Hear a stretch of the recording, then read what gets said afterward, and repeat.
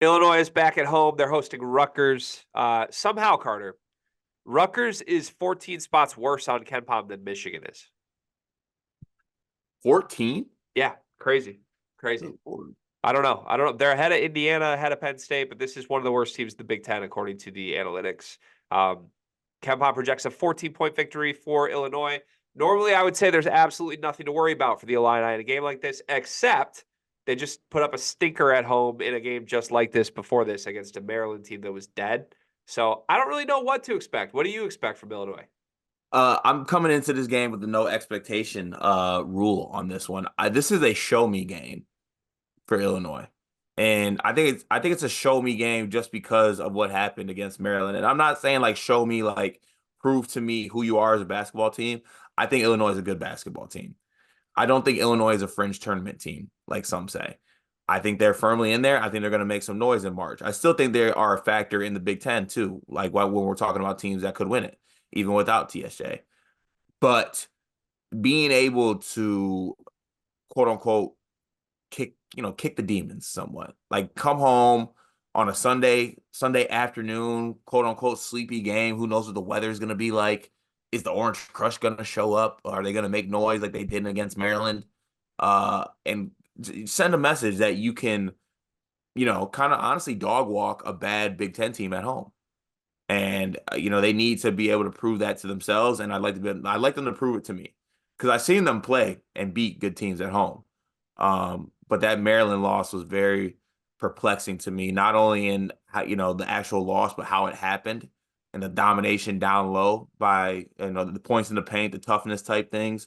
I think you want to see that against a Rutgers team who is not good by any stretch of the imagination, but I would actually say that Rutgers is tough. I think they're a physical, tough team. So I think I'm interested to see how Illinois shows up and shows out in this game. Yeah, they have a very elite defense, right? Sixth in the country on KenPom. No matter what, the defense is going to show up. It's going to be hard to score on them.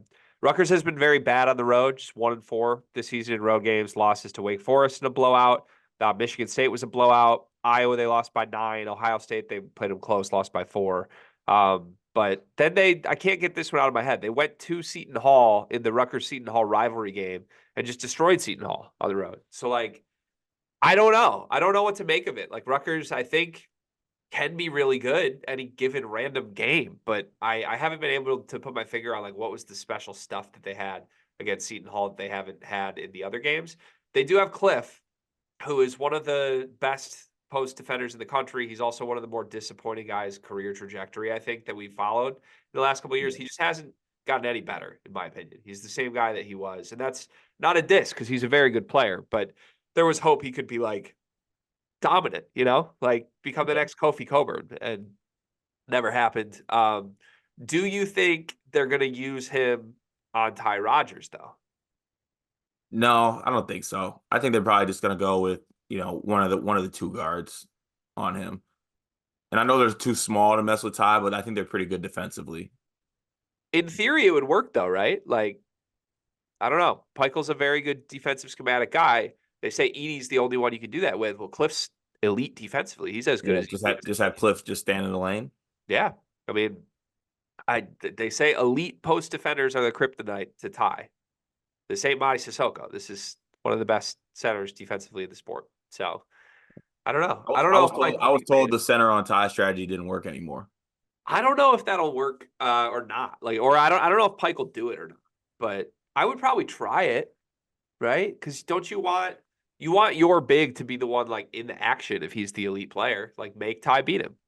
Right. And if they're gonna do the Damas back him down thing or anything like that, having Cliff's shade over and just help off Ty, he's leading the Big Ten in blocks for a reason. He is a elite rim protector. And what's the alternative? He guards Coleman?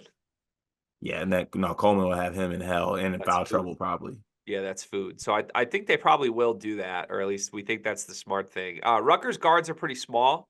Where do you hide Derek Simpson in this game? I mean, you can't put him on Damask. You put him on Goody maybe. That's what Michigan was trying to do with Doug for a little. Kind of worked, but I don't know. I feel like there's nowhere for him to hide in this game. Yeah, and he's gonna have to play. Yeah. Um, on the flip side, I don't think Derek Simpson can get going offensively in this game if Ty Rodgers is guarding him.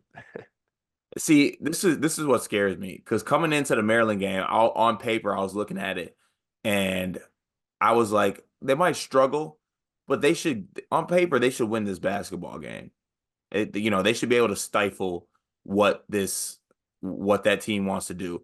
I got the same thing with Rutgers. Like I feel like on the offensive end, I don't know how Rutgers can't score on bad defensive teams.